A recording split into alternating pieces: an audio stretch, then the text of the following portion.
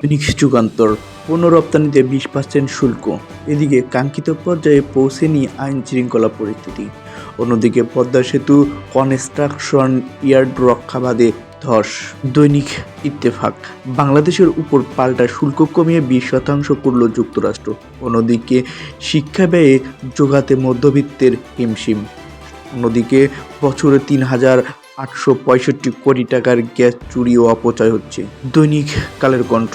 শুল্ক চাপে কিছুটা স্বস্তি। জুলাই সনদে দলগুলোর স্বাক্ষর করানোই বড় চ্যালেঞ্জ। অন্যদিকে আগস্ট ঘিরে জনমনে আতঙ্ক, পুলিশি তৎপরতা জোরদার। দৈনিক সমকাল।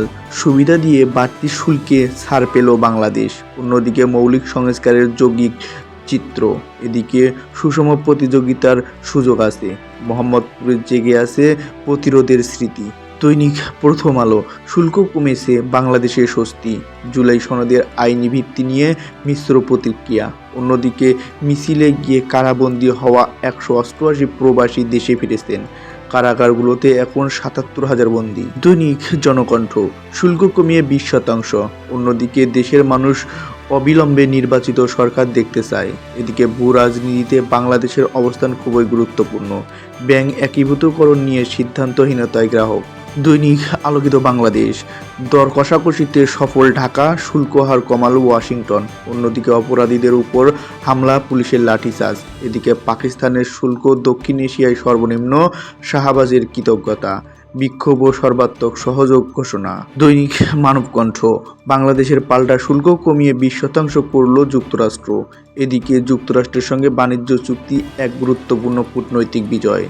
অন্যদিকে 4 ইস্যুতে সবর থাকার প্রস্তুতি বিএনপির। এদিকে দৈনিক আজকালের খবর। স্বস্তিতে বাংলাদেশ।